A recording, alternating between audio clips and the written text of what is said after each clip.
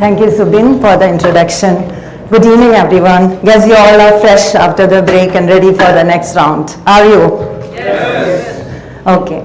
Have you ever believed in moving the ladder horizontally? In your career ladder horizontally? Yes. Well, I'm also here to talk about my journey in my teaching career and fitness in a horizontal way. In what I believe, it's a horizontal growth. An ideal definition of growth looks like this. You start at the bottom of the ladder.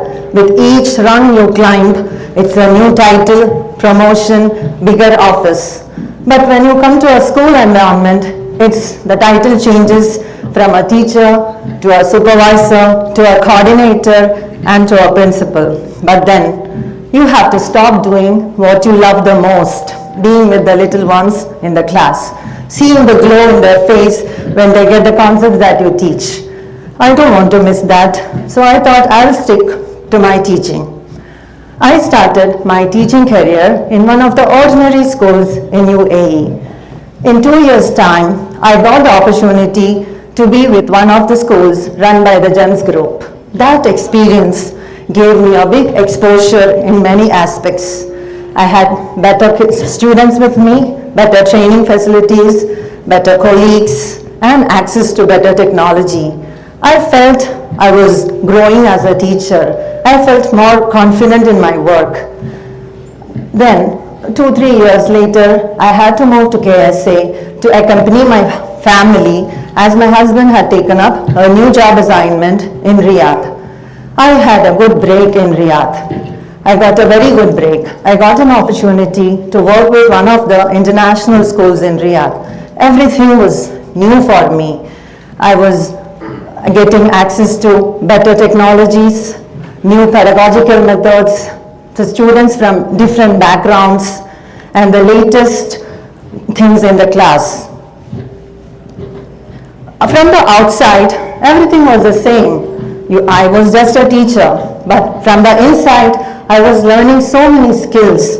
I was learning new methods of implementing technology in the teaching, how to incorporate the latest trends in the teaching, the new pedagogical methods. Everything was new for me. I was very happy. I understood that the profound growth in your career always does not happen when you grow up. It can also happen when you move sideways. Then, the profound growth happens when you can move sideways. At the home front, I was very comfortable. My kids had grown up. They had moved back to Kerala to pursue their higher studies. I felt I was left with so much of time. I discussed with one of my close friends, Nazia, now I have so much time. I want to use it in a productive way. What should I do? So she advised me, why don't you focus on your health? Of late, you've been putting weight. So why don't you go to a gym? I told her, no, I don't have time. Really, I want to take rest after my school, and evening I have my household chores. Impossible for me to go to gym. So she said, you don't have time because you don't prioritize your health. That's the reason. Give it a priority, you will find time. That gave me the spark. That spark changed my entire attitude to fitness and my healthy living. I take this moment to thank Nazia to be that spark in me. She's not here though. Then, the next week itself, I joined a gym which was very near to my school, and I started doing the group workouts. I enjoyed the group workouts. Then I understood it releases the dopamine hormones in your body more, and that's what gives you more energy and makes you more happy from within. I was enjoying. And I set 2 goals for me. Reduce my dress size by 2 units and make everybody say, Febeena, you lost a lot. That was my 2 goals.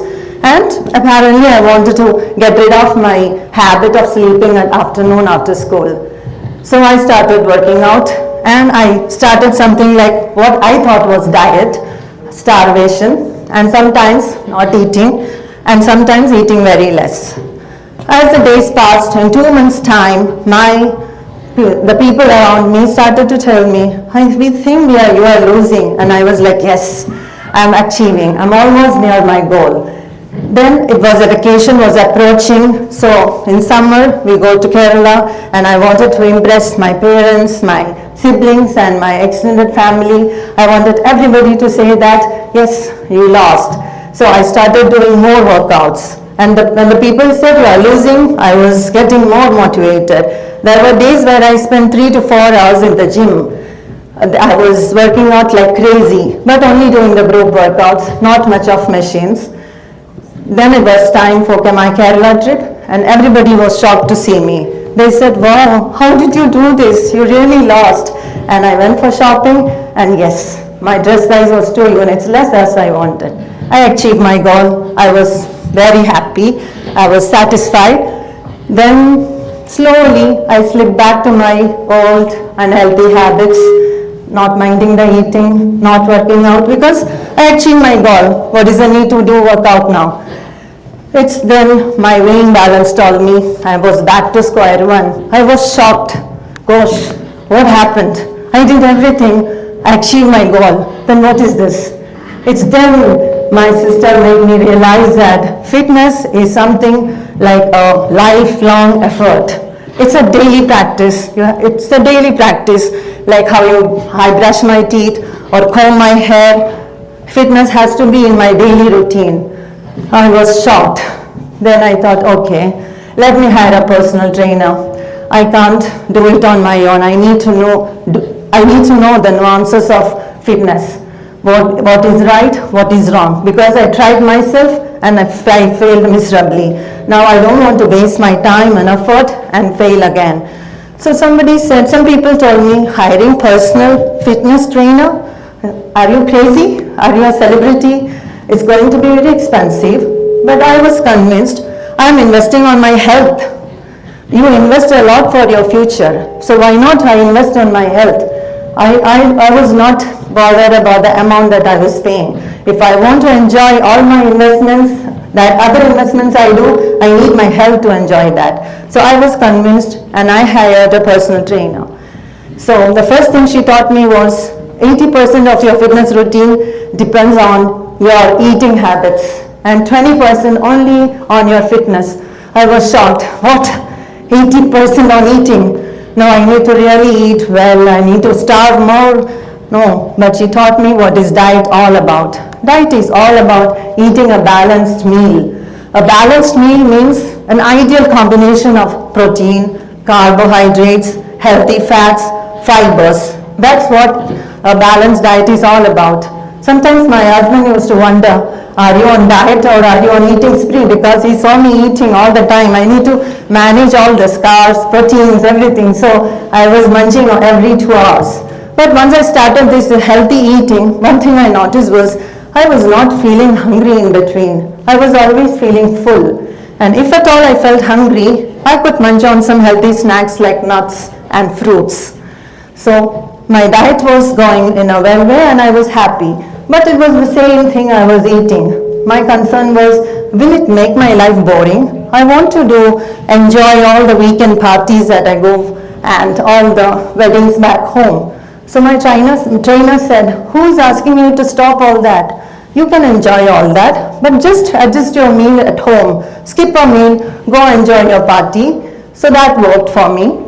And then she said, if you feel that you've eaten more, just go for an extra walk in the evening and burn that extra calories. That's it. So I thought, yeah, that's a good deal. And I started working on that. The big lesson I learned about diet is, you are what you eat. And you are the only one who will decide what goes into your mouth.